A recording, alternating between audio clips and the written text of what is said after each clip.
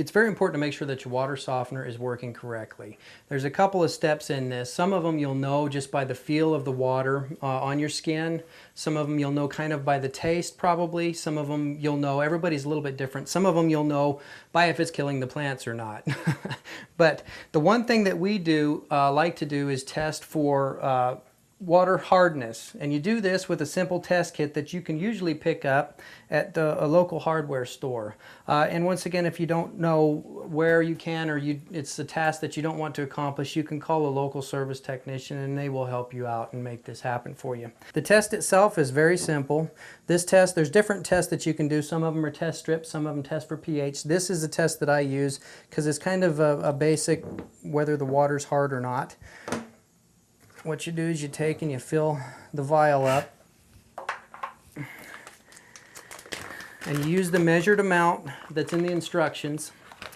In this particular test, what we do is we open up a little packet of chemical, open it up and pour it in. What this does is you go ahead and swirl that around in there until you see all the solids, most of the solids dissolved in that. You see here that the water is pink. This indicates that the water is hard right now. To test for this, we drop in a titrate solution, and what it is 1 drop per grain of hardness. What we're trying to do is turn this pink solution to a blue, and we do this by dropping 1 drop at a time and counting.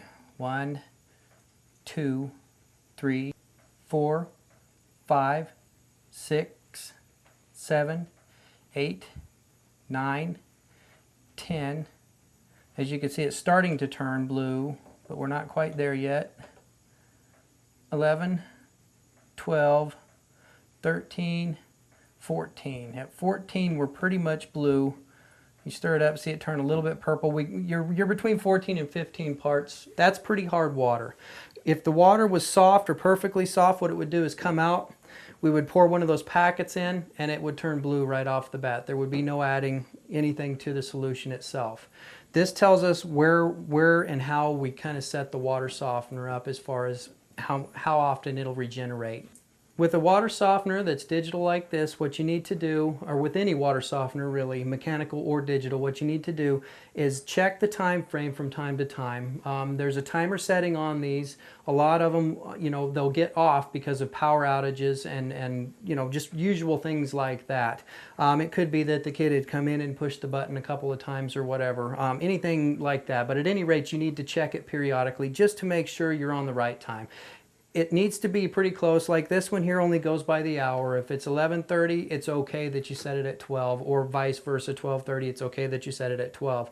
It doesn't have to be exactly perfect. All it's looking for is a time frame. In this particular model, it works off of time as opposed to flow to regenerate the resin beads.